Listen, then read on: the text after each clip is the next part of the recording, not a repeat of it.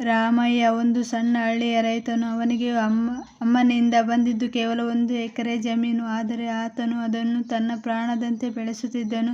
ಪ್ರತಿದಿನ ಬೆಳಗ್ಗೆ 5 ಗಂಟೆಗೆ ಎದ್ದು ತನ್ನ ಎತ್ತನ್ನು ಹೊಡೆದುಕೊಂಡು ಹೊಲಕ್ಕೆ ಹೋಗುತ್ತಿದ್ದನು. ಪ್ರತಿದಿನ ಬೆಳಗ್ಗೆಯಿಂದ ಸಂಜೆಯವರೆಗೂ ಹೊಲದಲ್ಲಿ ಕೆಲಸ ಮಾಡುತ್ತಿದ್ದನು.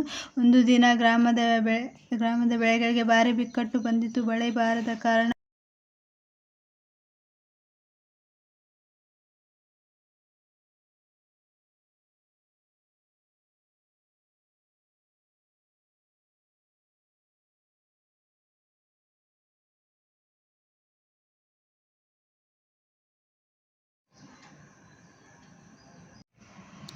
ರಾಮಯ್ಯ ಹೊಸ ತಂತ್ರಜ್ಞಾನವನ್ನು ಅಳವಡಿಸಿಕೊಂಡು ಬೇಸಿಗೆಗಾಲದಲ್ಲಿ ತೊಗರಿ ಬೇಳೆ ಹಾಗೂ ಕಡಲೆ ಬೆಳೆಗಳನ್ನು ನೈಸರ್ಗಿಕ ವಿಧಾನದಲ್ಲಿ ಬೆಳೆಯಲು ಪ್ರಾರಂಭಿಸಿದ. ಹಗಲು ರಾತ್ರಿ ದುಡಿದು ಕೊನೆಗೆ ಬೆಳೆಯನ್ನು ಪಡೆದನು.